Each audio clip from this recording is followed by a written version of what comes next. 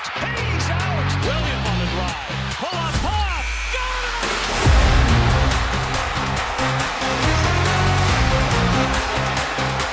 A grand slam for Masters. Witherspoon in the corner, on the way and good. More big hit in him. A bomb. Shapen, wide open, caught across the middle. Thompson, touchdown.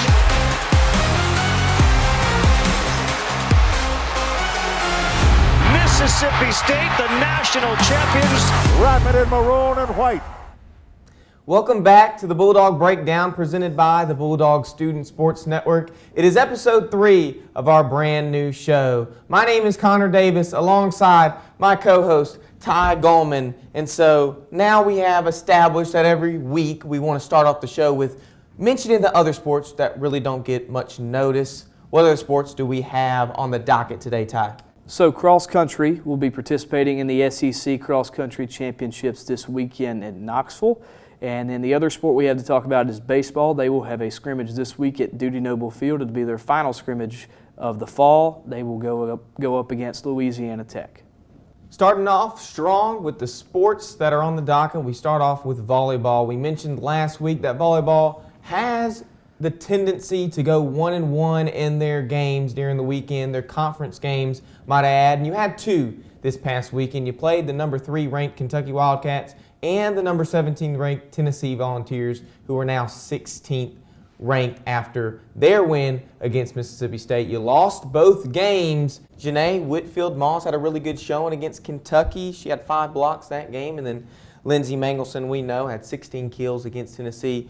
Already a superstar when it comes to volleyball. What did you notice in those 2 games, those 2 losses, and how can volleyball bounce back? Well, they were out hit in both games in terms of hitting percentage. Pretty even on when we're talking about errors in both of those games.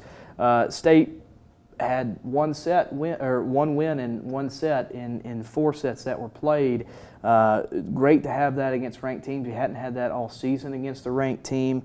Couldn't quite do anything in the 3 sets that they lost. A lot of those sets, if I'm remembering correctly, really weren't too close in the 3 sets that they lost in each of those games against Kentucky and against Tennessee. So you mentioned Whitfield-Moss played well, did a really good job. She's been great this season. Mangelson did great. A couple of other Bulldogs did great.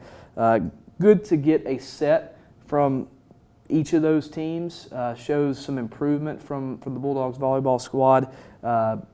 Sad, we couldn't get the win. Got to play better in all sets, not just one. They showed some fight in a lot of those sets, but just couldn't quite come out on top in a majority of them, or at least in enough of them to be able to win against either one of the 2 teams. You need to find out how to win again when it comes to conference play. You play LSU this weekend on Halloween. You also play Oklahoma next week, Wednesday. But let's focus on LSU. LSU 10-11 overall, 3-7 in the conference, 3-6 at home. State 14-6 overall, 4-6 in the conference, and 4-2 away. Odds are on State side if you just look at those stats face value. What's going on there? Yeah, LSU, a struggling team. You mentioned their record, 10-11 overall, 3-7 in conference. They've beaten Florida, Arkansas, and Vanderbilt in SEC play. Currently on a 3-game losing streak, so they've been struggling as of late. Have played close with the teams they've lost to. Those are Missouri, Texas, and Texas A&M, and Texas ranked. So have played close in all 3 of those losses, but struggling, haven't been able to win in 3 of their recent tries.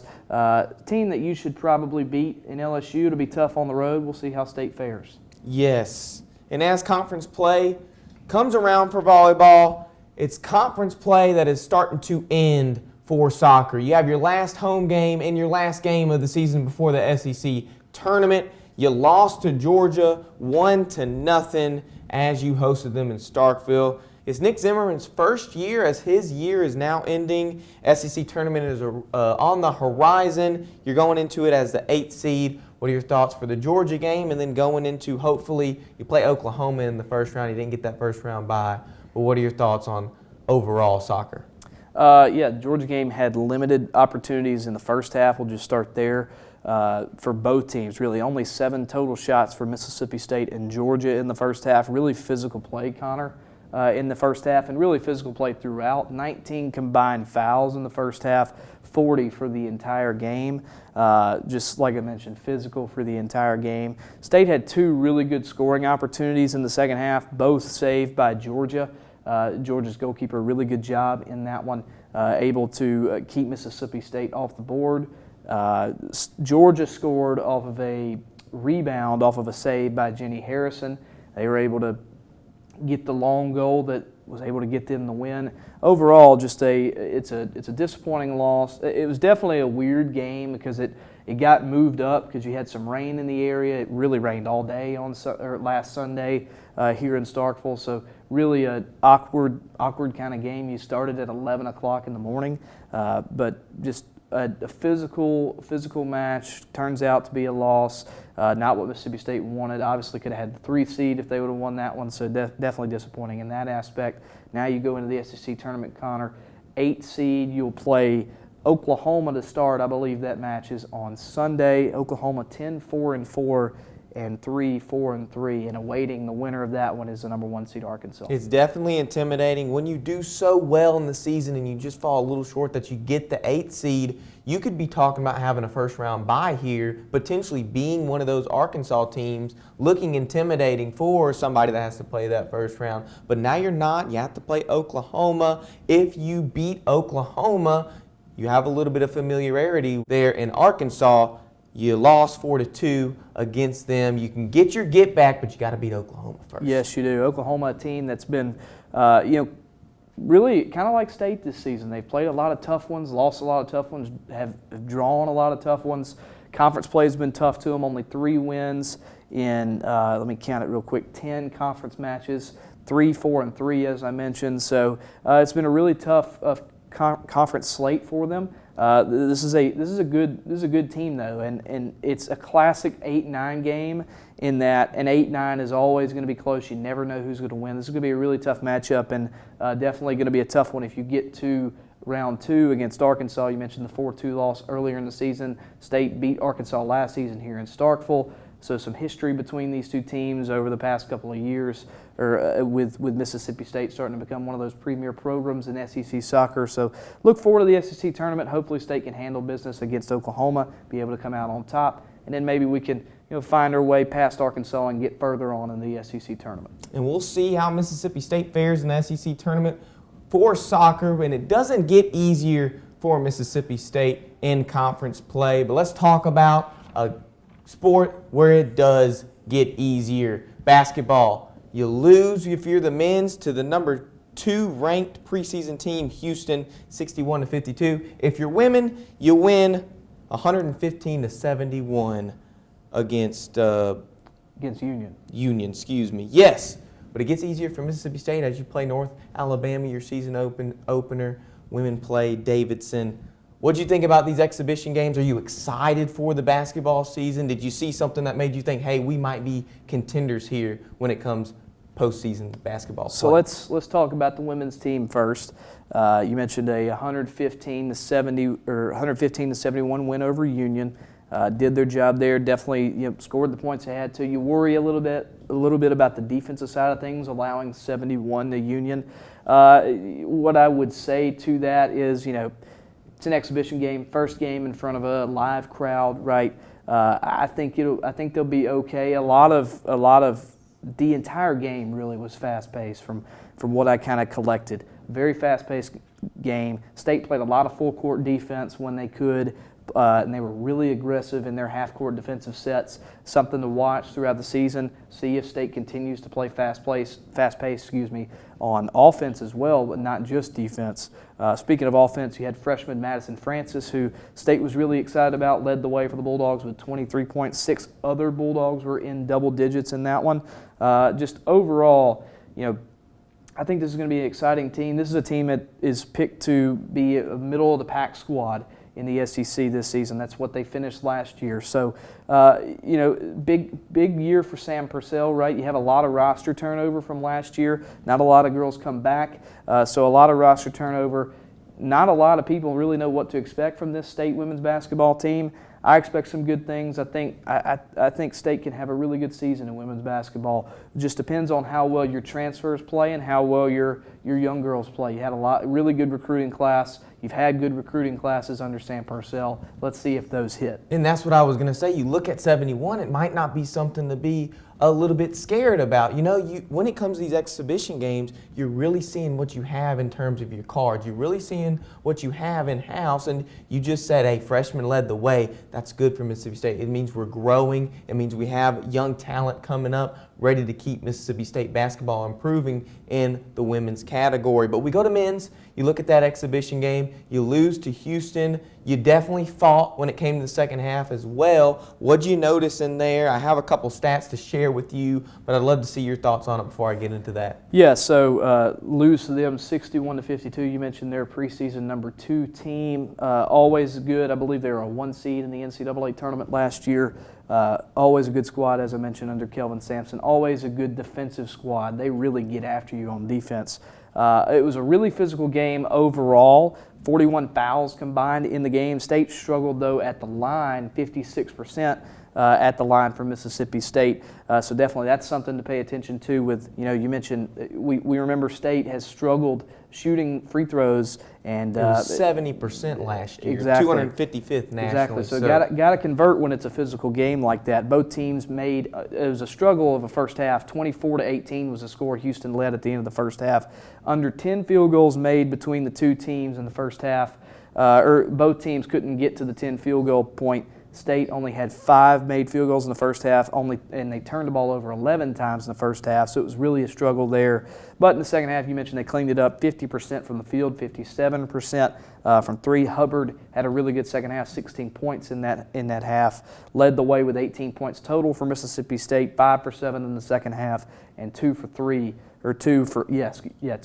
from 3. Some other guys that played well. You had some young guys that played well. Jamarion Davis-Fleming, a freshman that played well, along with King Grace. Had a lot of guys play a lot of minutes for State. So I think this is going to be a really exciting basketball team this year. And it seems like they've upped the pace of what Chris Jans is known for, the defensive pressure and the defensive presence. I think this is going to be a much better defense than they were last year. I'm excited to see what Mississippi State can bring to the table for men's basketball. And King Grace was a really big recruit coming out of high school, but I want to talk about a couple stats that I noticed in that Houston game. You talked about you turned the ball over 11 times in the first half. That was your season total per game last year. That was ranked 84th in the entire country. Now, you cleaned it up in the second half, too. I will mention only 5. So I think a lot of it was, it's, again, first game against a team. A really good team. Yeah, a really good team, a team that's known for defense. First game with a crowd. So, a little bit of jitters come in. But, yeah, I think a lot of that, you got it cleaned up at least, though, in the second half. Yeah, and as good as this team is, you look at their shooting defenses last year. Houston ranked number 1. They held their opponent to 38% from the field. State was 157th. They held their opponent to 44% from the field. And then you look at the shooting percentages from the game. State 40%, Houston 35%. That tells me Houston shot the ball a lot more. They got on offense a lot more, and that really tells me they were able to prevail on defense over Mississippi State. Yeah, I mean, they had a lot more shots. I believe 22 total more shots than Mississippi State in the game, and that's because State turned the ball over so much. And State did a good job defensively of being able to turn them back over, but also being able to, limit Houston to have a lot of offensive success. In both halves, State shot better than Houston did. I think the defense is the thing here when we talk about this game. Defense played really well. You were able to keep in the game. You cut it to a 3-point lead at one point in the second half. That's as close as you got. But definitely a bright side about the defense. I think the offense will improve. It just so happened that you face Houston, who's known to have a great defense under Kelvin Sampson, the number 2 team also in the preseason polls. It's a tough team to play. I'm glad you play a team like this early on in an exhibition game. Exactly. In an exhibition game, love to play a team like this. You kept it close for the entire ball game, only lost by 9. I think I'm really excited for men's basketball, really excited for women's basketball, and I think it'll be a really fun season for both. Those seasons start on Monday for women's with a game against Davidson at the Humphrey Coliseum, and on Wednesday for the men's team with a game against North Alabama. And they're both at home. They're both at home Is there anything you expect from these games? Before we get into our final sport of the show, basketball's big. We got to start off big. If we're going to talk about it for the first time on the show, we really need to give something big, expectations for the season, maybe for the season. I'll just give you what I expect for the first 2 games, and it's 4 words: take care of business. That's what you have to do. You schedule these non-cons like this. These are teams that you should handle. 4 words: take care of business. That's all you need to do. Look to see some of your young guys, young girls make some plays in both games. Just excited overall for the season. The SEC season will definitely be fun. A lot of good teams in the conference on both the men's and the women's side. Some good non-conference games that both teams have to play as well. State's second game in men's basketball being against Iowa State, so that's going to be a tough one. Just excited for the season. I think I think the fan base has a lot of hope with these 2 teams, and I think for good reason. These are 2 good head basketball coaches, and I think they do a good job of building rosters that can win for MSU. Yes, they're definitely trying to build a winning culture, and if it's not already been established, it will be soon. And if taking care of business is the motto for men and women's basketball here at Mississippi State, for football, they came a little bit short. You played your homecoming game this year against the 22-ranked Texas Longhorns, looking to win your 15th homecoming game in 16 seasons. You lost in overtime 45-38 after leading by 17. Not once, Ty, but twice in the ball game. Me and you were sitting right there behind the field goal post. You got outscored 24-7 in the 4th quarter. A lot kind of happened after that game. A lot of emotions flared. What are you feeling? Definitely, just from a fan perspective, from a student perspective, I was in shock. I mean, I really was. I mean, you have a 17-point lead twice. You mentioned it in the ball game in the 4th quarter, 31-14, and it was 38-21. And I can't really put into words. And I know we're kind of supposed to give the takes and everything on here, but I honestly can't put into words how we lost momentum like we did in the game, Connor. I mean, you have so much on the line, a chance to win your first conference game in about 2 years. And a big one at that. It's exactly. a ranked win. Would have been a ranked win. A ranked win at home. You've had opportunities for that all season. And it's a conference win too, and it's a win. A win in general is big. And you're up 17 points twice in the 4th quarter, and I honestly can't put into words how we just let that slip away. I think a big thing is I think we kind of got tight late. I think we'd been prone to doing that, getting tight late. I think you did that against Tennessee. I think you got tight late against them. I think you just didn't have very much production, at least from the offensive side of things. We finished the game really slow, 3 punts to finish the 4th quarter. In the drive between the touchdown drive in the 4th quarter and the final drive in the 4th quarter, and those 2 drives, 6 plays and a combined 0 yards in those 2 drives, and you only ate up 4 minutes of clock. You just didn't do your job. Didn't do your job at all in those 2 drives. You got to be able to run clock, and a lot of that too. I mean, we were snapping the ball at sometimes with 15 seconds on the play clock, and that just left me confused. And just I don't know why you would snap the ball with so much time on the play clock when you're up multiple scores and trying to run clock.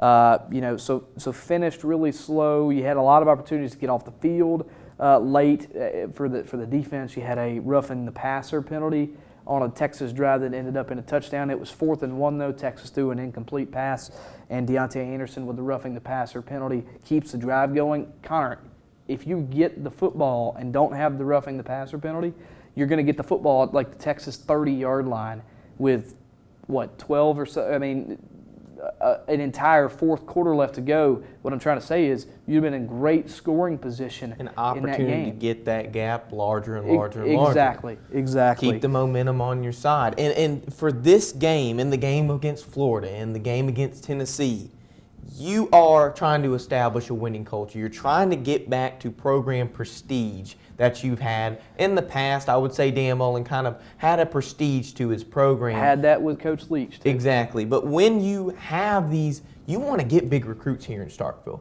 And when big recruits are looking at this game and saying, man, you're up by 17 and you end up losing that game, that's how you lose big recruits. You have to win these games. You have to establish this culture and prestige so you can get guys in here to continue that prestige and culture. Because if you don't, you're just going to be back in square one with the brand new head coach calling brand new plays. Yeah, I mean, I think being close is only going to get you so far. You have to have some wins. That's a big thing for recruits. It's a big thing for transfers. I know we're in a money era of college football now and college sports now. But I just think, you got to be able to win games, though. I don't think you can just flaunt money and not win games. You know what I'm saying? Kids are going to want success wherever they go.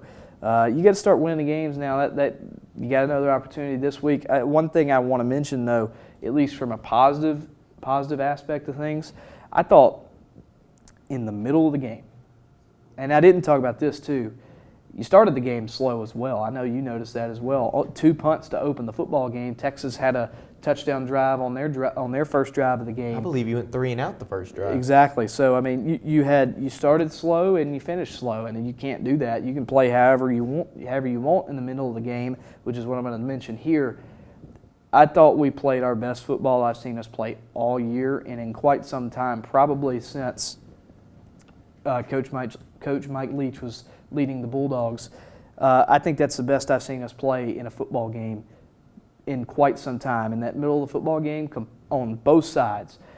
Offensively, we were clicking, I thought, for the most part. Defensively, you had the interception. You got so much pressure on Arch Manning, which I told everybody on last week's show that we should be able to do that because Texas's offensive line, quite frankly, is just not a very good offensive line at all. You were able to get tons of pressure on Arch Manning. You ended up forcing a pick, forced a lot of punts on Texas. I thought you had 12 TFLs in the game. I mean, that's incredible in itself. I thought you did really good. Stopped the run as well. I thought you did really good in that middle of the game. And then I mentioned offensively, I thought Chapin threw the ball well. We had receivers open throughout the entire ball game over the middle of the field. One thing we did lack, again, was offensive line play. It struggled in this one. Texas with 7 sacks and I believe 6 hurries in the game. So, but just on the positive side of things, I thought we looked the best I've seen Mississippi State football look in a long time in that middle of the game. And it's unfortunate that you started so slow and you finished so slow that you couldn't win that football game. And you did a lot of good. The name of the game now for Mississippi State is you have to figure out how to close out games. You have to figure out how to open up games. You have to figure out how to establish what in Jeff Lebby's mind he's trying to establish. If he gets the ball to start the game every time but one in this whole tenure here, he's got to figure out how to make that consistency and establish and make a statement before the game happens. I mean, you did it against Florida, right? You had against Florida. What did you do? Yeah. First drive was a touchdown against Florida, and in this one, you have 2 drives your first 2 drives of the game are punts. So it's just been inconsistent to start. I think from a whole, now obviously the season's not over yet. You got 4 games left: Arkansas, Georgia, Missouri, and Ole Miss. I think from a whole, you can look at this team and obviously say this is a different football team, obviously from last year. Coach Lebby and the guys, they don't even talk about last year because they know they are night and day different. And he's right. We are completely different. This is a good football team that can't close games. They just can't close games. We play so well in the middle of the games. We do so many things right. And then we do so many things wrong, and it consistently is the same things wrong that lose us football games. I just I look at this, and we'll talk about Arkansas here in a second. This is a team that you could make a case should be 7-1 overall, and that's crazy to think about when you think of where this team was last season, and now where we are now. That I'm saying that we could be 7-1. You've lost three of your conference losses have been 1-score games. They lost to Tennessee in overtime at Davis Wade. They lost to Florida last week or the previous week, and then they lost to Texas in overtime at Davis Wade. This team is just so close. It just, like you mentioned, got to find a way to close games. Got to quit making the same mistakes that we make. And it's definitely heartbreaking. One thing I would point out, a couple things I'd point out actually, is Blake Shapen played well. Went 26 for 42, 381 yards, 4 touchdowns. Really good by Blake. Defense, you played against the run. You played phenomenal. Better than just about any game you played this season, you know that has been our weakness. We said that the past couple weeks we've covered. Running the ball is going to be our weakness. Well, they had some versatility as well in their run game. I mean, they got Baxter back. He was somebody they were excited about. Shut him down, shut down Wisner, and Arch Manning is a threat running the football and shut him down as well. Defense did a great job. I'll go back to when you were talking about the offense too.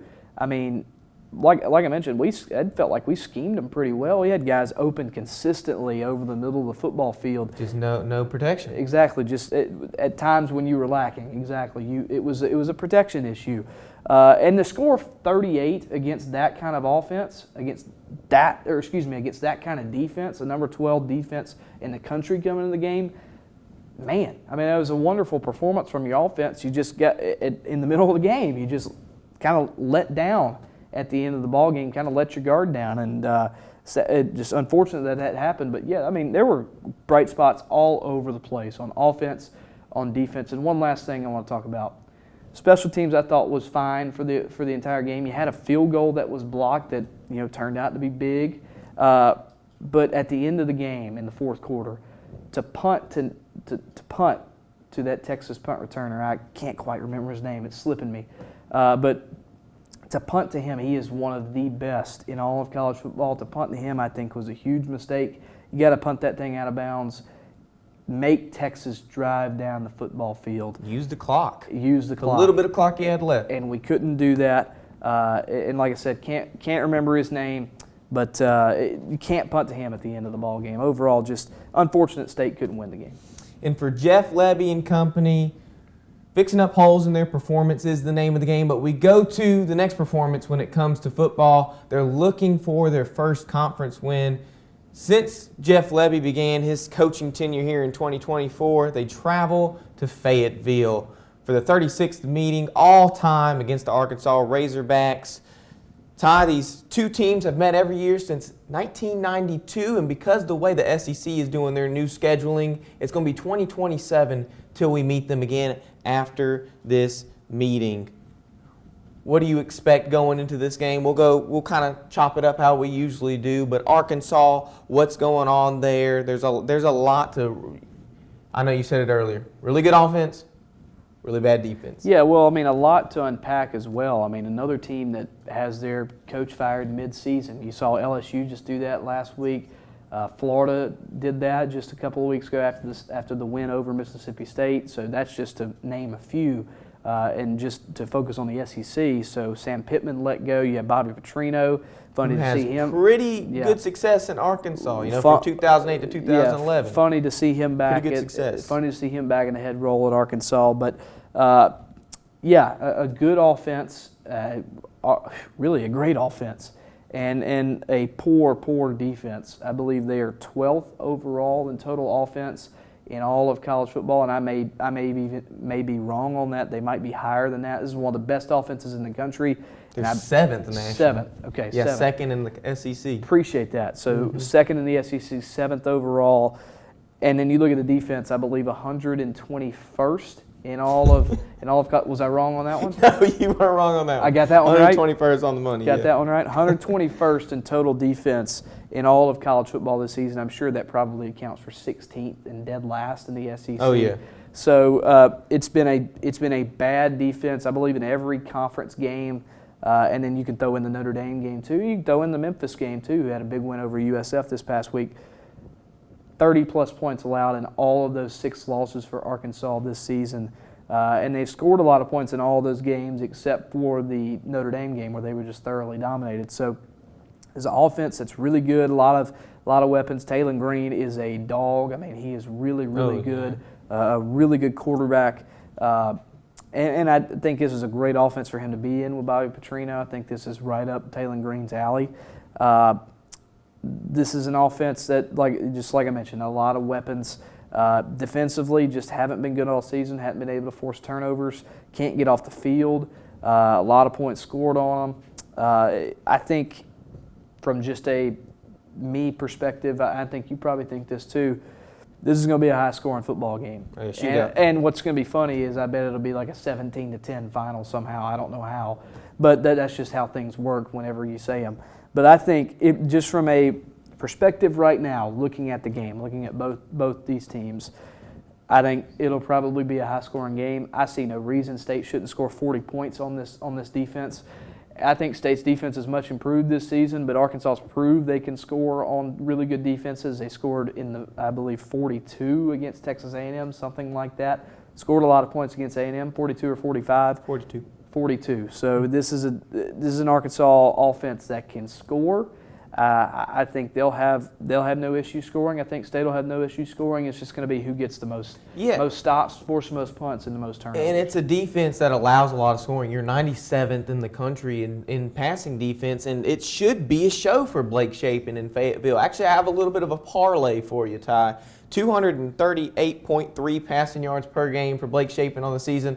Over, under going into Fayetteville. Are we saying over right now? Over. If he doesn't hit if he hits the under on that, something has gone incredibly wrong. I mean, I hate just poo-poo on Arkansas's defense, but this is not a good defense at all. I mean, you should have uber success on this defense. The way Blake Shapen passed it too against the Texas defense. That should tell you right there really we should have success. And Brennan Thompson and Anthony Evans themselves, two fantastic athletes who are going to be open the entire game. It'll be interesting to see what we do.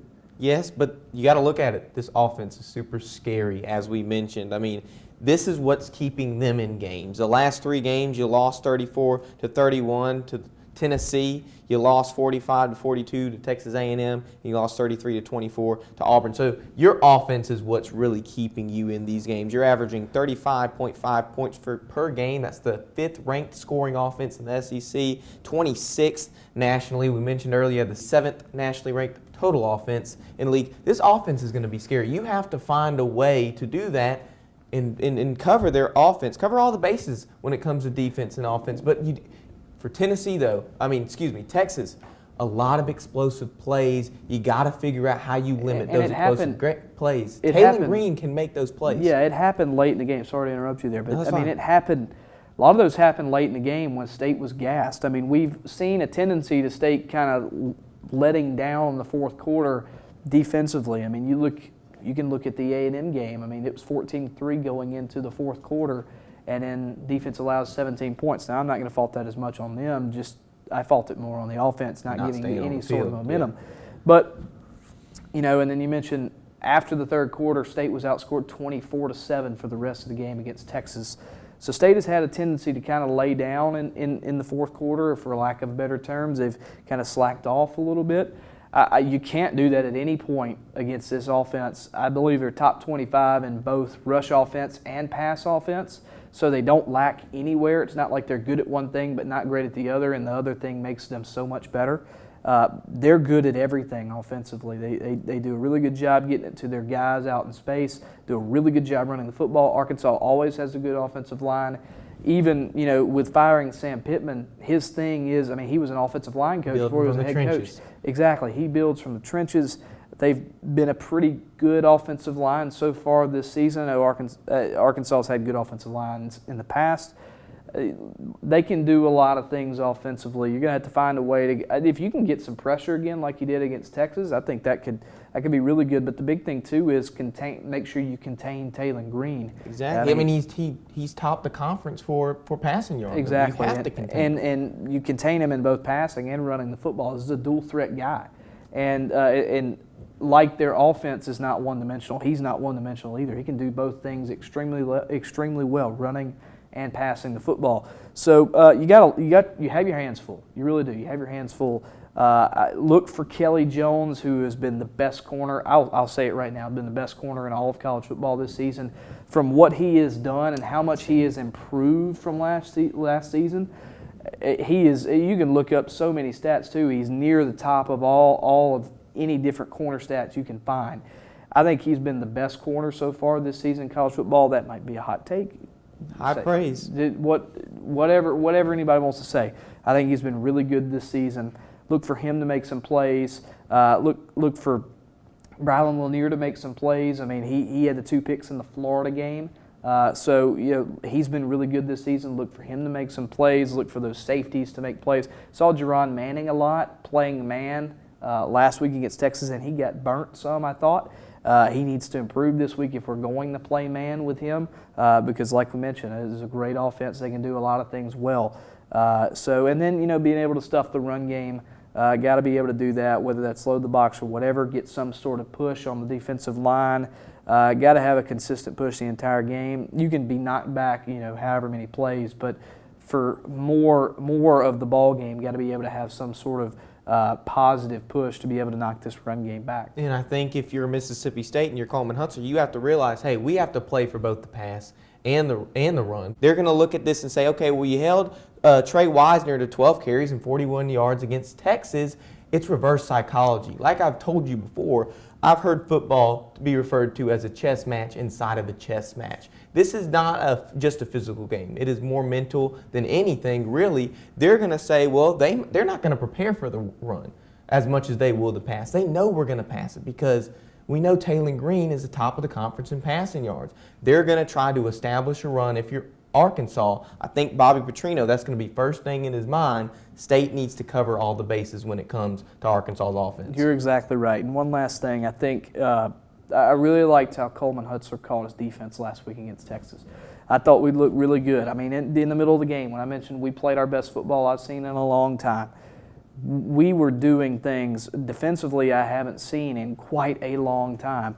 I mean, a lot of pressure brought, a lot of TFLs, which you haven't seen very much this season, at least in big games.